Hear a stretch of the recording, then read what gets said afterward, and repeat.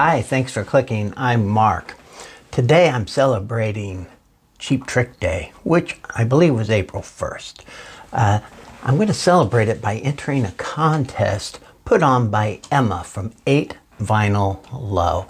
I'm going to link to her original video below so you can see the contest rules and prizes and stuff, and these prizes are fantastic. Believe me, there are some great prizes. So you can check out the video yourself and enter if you like. She has 5 prompts and a bonus question, and it's all kind of related to Cheap Trick. You don't have to show any Cheap Trick records, but there's a Cheap Trick theme here that I think you'll notice right off the bat. So let's get right into it. The first prompt she's calling I Want You to Want Me. And that is, she wants us to show an underrated album. I was raking through my records and trying to decide what the most underrated album I have is. I don't know if I found it, but I think this is right among the top of them. This is George Harrison's Wonderwall. This is a soundtrack he wrote for a movie of the same name.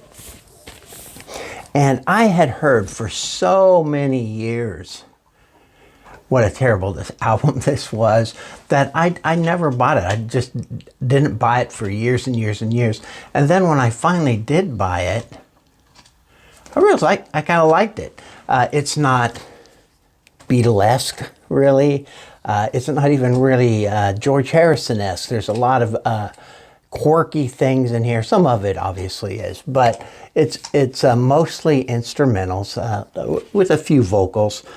Not for everyone, especially if you're expecting Here Comes the Sun or something like that. It's not this, but I really think this is a fine album if you give it a chance.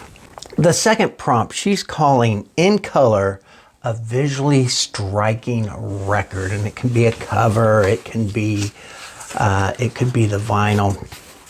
And what jumped to mind immediately is this edition of Alice Cooper's Muscle of Love. This is an expanded reissue that came out, I don't know, recently, in the last couple of years. But this is the plain box it comes in. Inside, you get the sleeve, but what I'm talking about is, look at this vibrant pink vinyl. I just really love this. I think it's really cool. So this is my striking record, and I'm going for the pink vinyl there. Then the next prompt, she's calling it Surrender, and that's an album that grew on you over time. I have this record that I had heard how great it was, and when I got it, decades ago, I was not impressed. Van Morrison's Astral Weeks. I got this and it just wasn't what I thought it was going to be. And I'm like, why does everybody think this is such a great album? Well, as I got older and I gave it a few more chances, now I love this album. I think it's a great album. Madam George being great, my favorite track on here, but all these songs, Beside You, Sweet Thing, Cypress Avenue, I love all the songs on here. But it took some time. I did not like this album at all when I first heard it. Then Budokan Energy, a high energy album. So I hope nobody's picked this yet. I imagine if they haven't, it was coming soon. MC5's Kick Out the Jams. I don't know if you get much more high energy than this record and still live, but you know the routine. Kick out the jams, you guys. MC5, Kick Out the Jams. For the final question, before the bonus question that is, she's calling it She's Tight, a no-skip album. So I was going over in my mind, I'm like, wow, there's a lot of albums, I listen to straight through and I just love every song on it. but I was having a hard time deciding which one to pick. Then I realized I had been listening to this one particular record over and over and over again the last several days. I've been trying to collect my REM on vinyl, trying to get all the ones I have on CD, get them on vinyl too. And this is one of my all-time favorites. It's REM's New Adventures in Hi-Fi.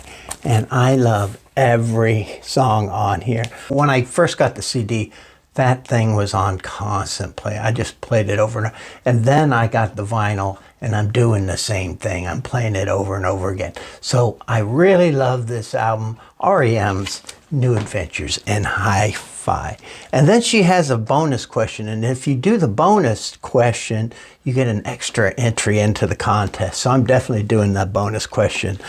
Share a Cheap Trick memory. Share a personal story or connection you have with the band. So I've never seen the band play live, and I have 3 stories, but they're very little stories, but I'm hoping combined they make up something that will count as a memory. When I was first young in the vinyl community, I entered a contest put on by the youngest members of the VC, and I won. And I won a stack of records, and one of the records in there was Cheap Trick's debut album. And I'm sure this is at Emma's insistence. So that's one memory. The second memory is, this is not a spectacular memory, but what's spectacular to me is how clear it is in my mind. I have a lot of memory issues. Anybody who's around me in the real world knows I struggle sometimes. But this memory from when I was 16, 17 years old is very vivid in my mind. And so that's why I want to tell it. Like a lot of people my age, I wasn't really aware of Cheap Trick until at Budokan. And I remember so well, my friend Bill Ryman had come to my house, and we decided we would walk up to the corner quick shop and buy a soda.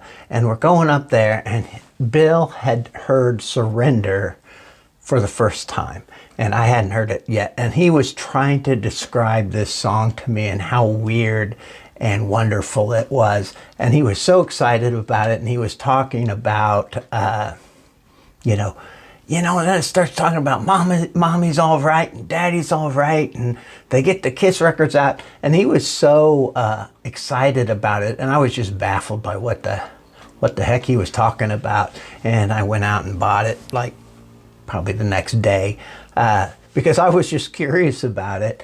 And of course, it was a really big album for Cheap Trick. I remember it so precisely. I even remember what Bill Ryman was wearing. And then another just tiny little high school memory. Before Budokan, there was, he wasn't a real close personal friend, but he was one of those guys, just kind of a cool guy. He was a singer in a band. He was in my grade in high school, and he was a Cheap Trick fan. And I hadn't listened to Cheap Trick. When I'd see him wear this Cheap Trick shirt, and it had that logo, that type written logo on the shirt all over it.